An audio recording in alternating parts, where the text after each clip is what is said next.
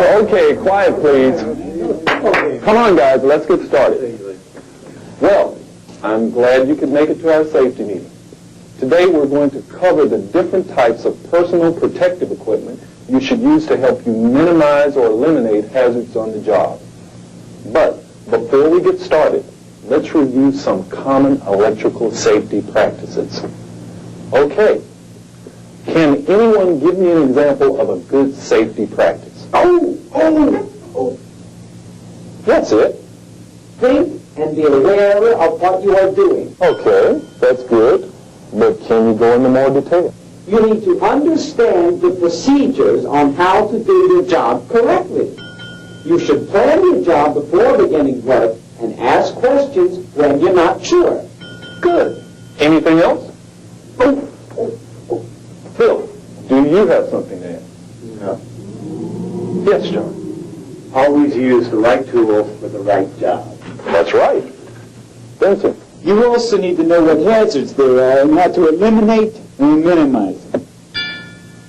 Good. Ed.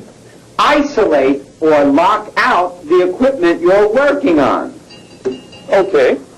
Anyone else? Yeah. Also, identify the hazard and minimize it by locking out. Definitely.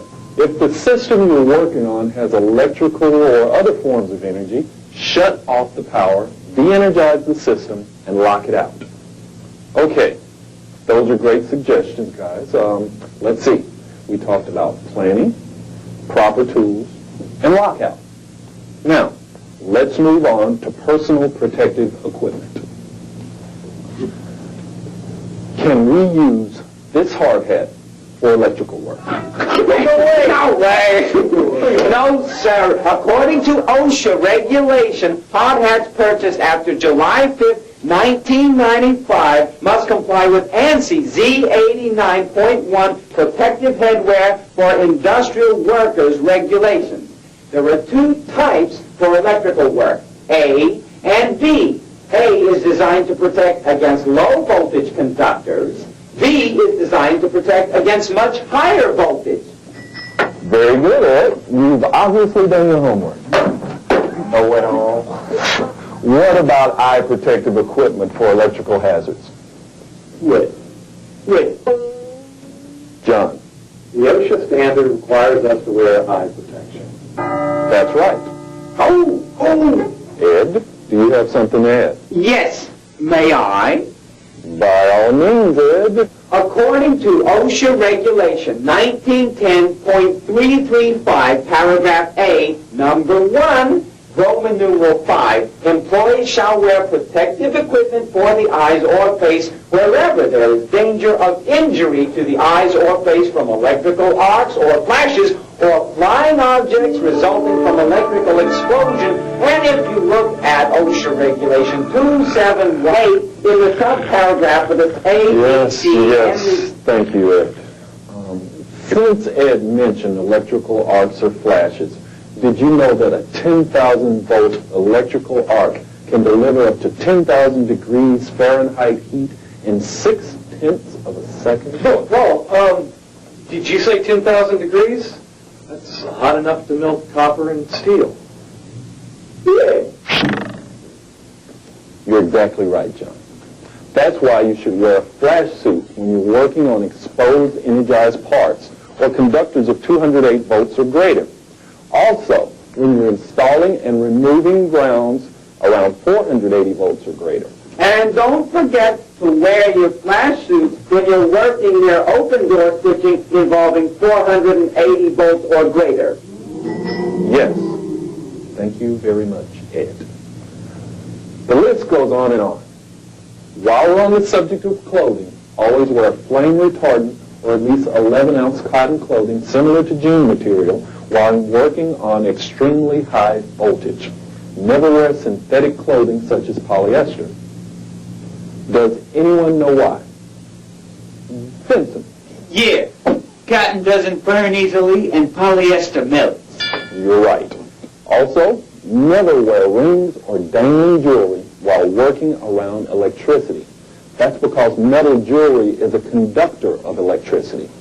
Hey, now we can tell our ladies that the boss said we can't wear our wedding rings, eh? Whatever you say, Vincent.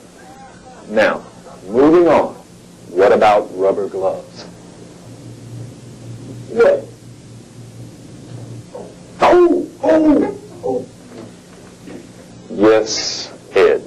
There are several classes of seamless rubber gloves. Gloves, give me gloves.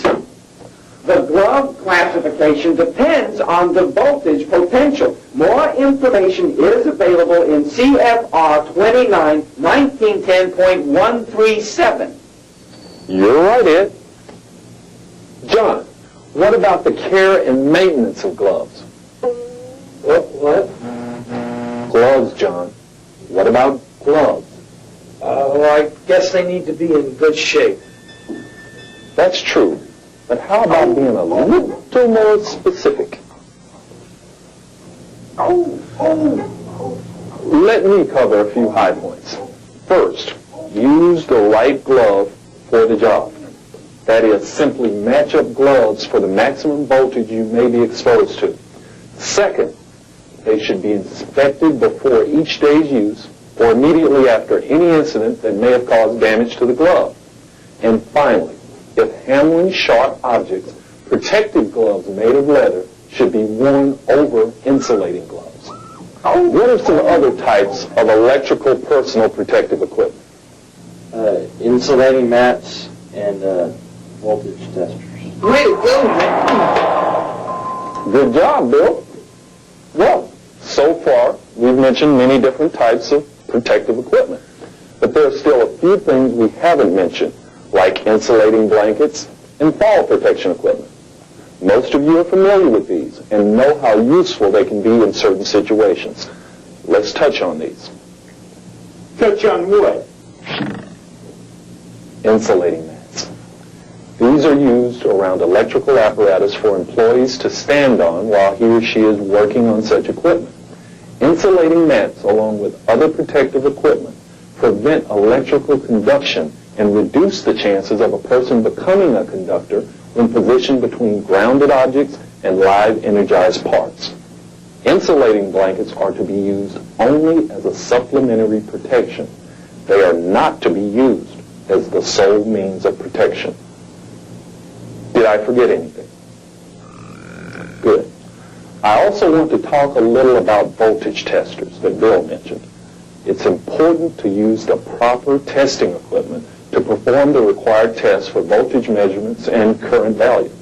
Voltage testers are not to be used to test any circuit voltage that does not fall within the range of the tester. Any questions so far? Good. No questions. There are some other important points I need to mention. When working with ladders, make sure you use a non-conductive ladder, such as a wooden or fiberglass ladder. No aluminum ladders. OSHA also requires electrical workers to follow the 1910.147 lockout standard and 1910.146 permit required confined space standard. Ocean. Are you talking about the Atlantic or the Pacific Ocean? Not quite, Vincent. OSHA also requires all electrical workers. Did someone say lawn? There. Not quite.